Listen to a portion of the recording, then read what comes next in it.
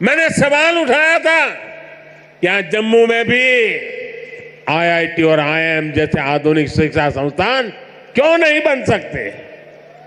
वो वायदे हमने पूरे करके दिखाए। इंडिया के प्राइम मिनिस्टर नरेंद्र मोदी जम्मू कश्मीर गए हैं, वहां के लोगों से खिताब किया है। नए नए लोगों के लिए रोजगार के मौके खुलेंगे, नौजवानों के लिए नई स्कीम्स खुल रही हैं। हमारा जो हिंदुस्तान है वो 47 में आजाद हुआ, लेकिन मैं दावा से कहता हूँ कि हमारा जम्मू कश्मीर 5 अगस्त 2019 को आजाद हुआ है।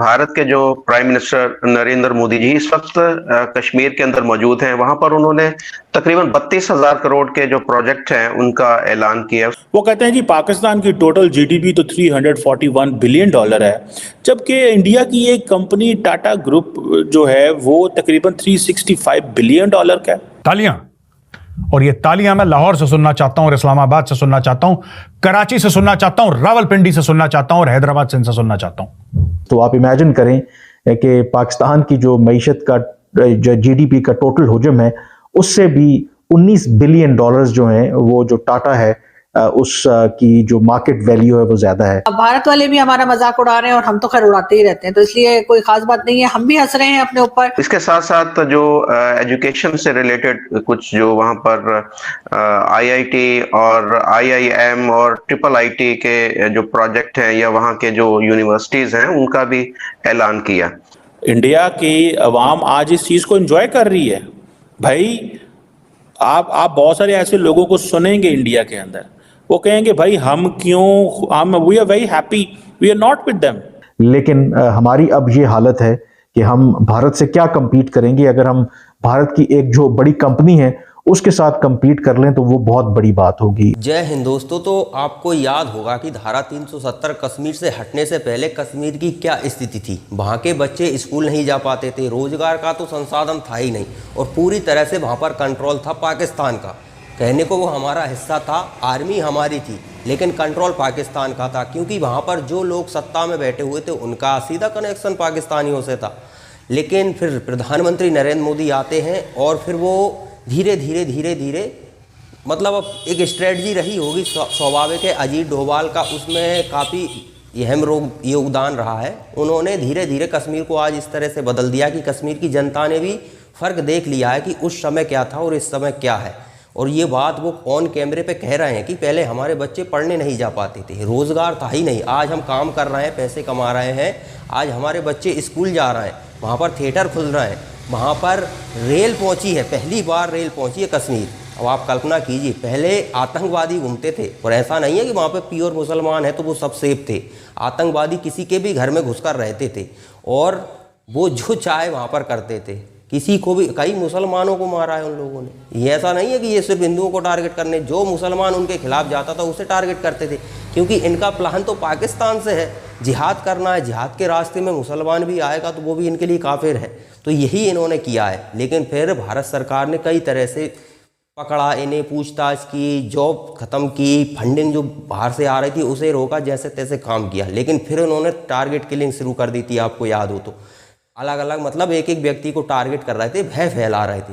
फिर भारत सरकार ने कहा कि ये लोग लातों के बूते बातों से नहीं मारेंगे। फिर इन्हें ठोकना स्टार्ट किया। कश्मीर शांत हुआ है आतंकियों को ठोकने से, क्योंकि ये वही भाषा समझते हैं। आज देखिए कश्मीर में बिल्कुल आतंकवाद ना के बराबर रह गया है पूरी तरह से, क्योंकि जब आतंकवादी जहाँ देखा ठोकना स्टार्ट कर दिया। और मरना कौन चाहता है, वो तो सिर्फ बातें हैं कि हमारे पास जज्बा है, ये है वो है, ये सिर्फ बातें हैं। मरना कोई नहीं चाहता। जब ठोकने की बारी आती है तो फिर यही होता है। तो चलिए पाकिस्तानी मीडिया वहाँ के इन्वेस्ट से दुखी है या खुशी है, आगे क्या कहता है वो देखते हैं। पाकिस्तान के अंदर आज हम ये डिस्कस कर रहे हैं कि हुकूमत कौन बनाएगा और कौन नहीं बनाएगा, और ऑपोजिशन ये कह रही है कि रिगिंग हो रही है, अवाम इस पर सवाल जवाब कर रही है।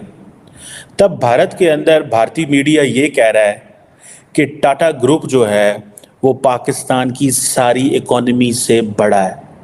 इसका मतलब है वो ये कहना चाहते हैं कि ये जो आइडिया ऑफ इंडिया है it is successful then the idea of Pakistan. और जो पाकिस्तान के साथ उस वक्त जो अलहदगी हुई वो बिल्कुल ठीक थी। वो कहते हैं जी पाकिस्तान की टोटल जीडीपी तो $341 बिलियन है, जबकि इंडिया की एक कंपनी टाटा ग्रुप जो है वो तकरीबन $365 बिलियन का है। ये जो टाटा ग्रुप की मार्केट कैपिटलाइजेशन है, ये कैसे इतनी बड़ी बनी? क्यों पाकिस्तान की कंपनियां इतनी बड़ी नहीं हैं? क्यों पाकिस्तान की मार्केट जो है वो इतनी छोटी है कि आज इंडिया को ये कहना पड़ रहा है? ये तो एक है ना, ये तो एक है, ठीक है। अगर आप इंडिया की 10 बड़ी इकोनॉमी को अंडरस्टैंड करने, 10 बड़ी कंपनीज को अंडरस्टैंड करने की कोशिश करें कि इंडिया इतनी तेज़ी से डेवलपिंग इकोनॉमी कैसे बना और दुनिया की जो मोस्ट वैल्यूएबल कंपनीज हैं वो इंडिया के अंदर कैसे हैं, जो कि टेक्नोलॉजी सेक्टर में है, फाइनेंस में है, कंज्यूमर गुड में है, और इंडिया की इकोनॉमी को उन्होंने कैसे बूम दिया, ये क्वेश्चन बड़े इंपॉर्टेंट है। अब जो इंडियन मीडिया इसको हाईलाइट कर रहा है कि भाई टाटा जो है it is bigger than the entire the GDP of the country, in reality क्या कह रहे हैं वो?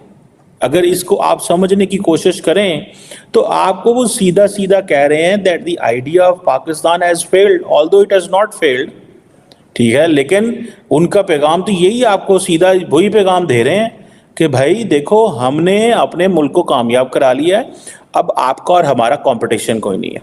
This is what they are saying, ठीक है जी, ठीक है। वो कह रहे हैं कि भाई हमारा वो कोई कंपटीशन नहीं है। और जो टाटा ग्रुप है, ठीक है जी, अगर इसी को सिर्फ देख लिया जाए, टाटा मोटर्स है रेंट है, टाटा मोटर्स एंड रेंट है, उसके बाद टाटा पावर है, फिर उसके बाद टीसीएस है, जिसे कहेंगे ना ये टाटा टेक्नोलॉजीज है, और ये इनकी वेल्थ कैसे जनरेट हुई है।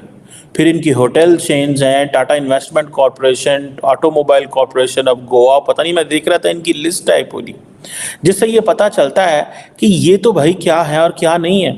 उधर वो कहते हैं जी हमारा इकोनॉमी साइज तो $3.7 ट्रिलियन है, आपके पास क्या है, आप तो अभी नई हुकूमत आने वाली है, आप तो IMF के पास चले जाएंगे, जाके आप वहाँ पे लोन्स वगैरह ले लेंगे और आपने क्या करना, और कहेंगे और अपनी सॉवरेनिटी जो है वो जिसे बोलते हैं इंजर्ड सॉवरेनिटी, इसको इंजर्ड सॉवरेनिटी बोलते हैं, जो हमारी सॉवरेनिटी है, जो हमारी कंडीशन है ना, this is an injured sovereignty. तो दोस्तों, प्रधानमंत्री नरेंद्र मोदी का हाल ही में वहाँ पर विजिट हुआ है। लगभग 32,000 करोड़ की परियोजनाओं का उन्होंने शिलान्यास किया है, यानी कि इन्वेस्ट तो सबसे ज़्यादा इन्वेस्ट प्रधानमंत्री जी का फोकस कश्मीर पर ही है। लगभग 28 बिलियन के आसपास वहाँ पर इन्वेस्ट किया है उन्होंने। बजट एक तरह से तैयार किया है कि कश्मीर को बहुत तेज़ी से विकसित करना है, क्योंकि बहुत पिछड़ा हुआ है। अब आप बताइए कि रोज़गार था ही नहीं वहाँ पर, मजबूर हो रहे थे लोग 500 रुपये लेकर आर्मी में पत्थर मारने के लिए। स्वाभाविक है, काम नहीं होगा तो फिर व्यक्ति कुछ भी करने के लिए तैयार हो जाता है। लेकिन अब उन्हें डिफरेंस पता चला है कि एक शांतिमय जीवन जीने में कितना फ़र्क है, जो पहले उन्होंने अनुभव किया है। उसके बाद देखिए वहाँ की राजनीतिक पार्टियों के सुर बदल गए, वो भी प्रधानमंत्री की तारीफ कर रहे हैं। क्यों कर रहे हैं? क्योंकि वहाँ की जनता को एग्जैक्ट पता चल गया है कि पिछले जो हम पर हुकूम करने वाले लोग थे वो हमें किस दलदल में रखे हुए थे, और आज प्रधानमंत्री नरेंद्र मोदी की बदौलत आज वो और उनके बच्चे बेफिक्र होकर कुछ भी कर रहे हैं, पढ़ने जा रहे हैं, हर चीज़ में मतलब उन्हें सुविधाएं मिल रही हैं। ट्रेन का नामो निशान नहीं था, वहाँ पर ट्रेन पहुँच रही है। वहाँ पर बर्फ़बारी होती है तो उस समय उनका बाहर निकलना मुश्किल हो जाता है, कहीं जा ही नहीं सकते, लेकिन ट्रेन की मदद से अब वो कहीं भी जा आ सकेंगे। और ये तो शुरुआत है। प्रधानमंत्री नरेंद्र मोदी हर साल सबसे ज़्यादा बजट स्वाभाविक है जम्मू कश्मीर के लिए रख रहे हैं, और उनका फोकस है कि बहुत तेज़ी से जम्मू कश्मीर का विकास किया जाए। पाकिस्तान का कोई शहर, विकसित से विकसित शहर भी उसके आगे बौना नजर आए।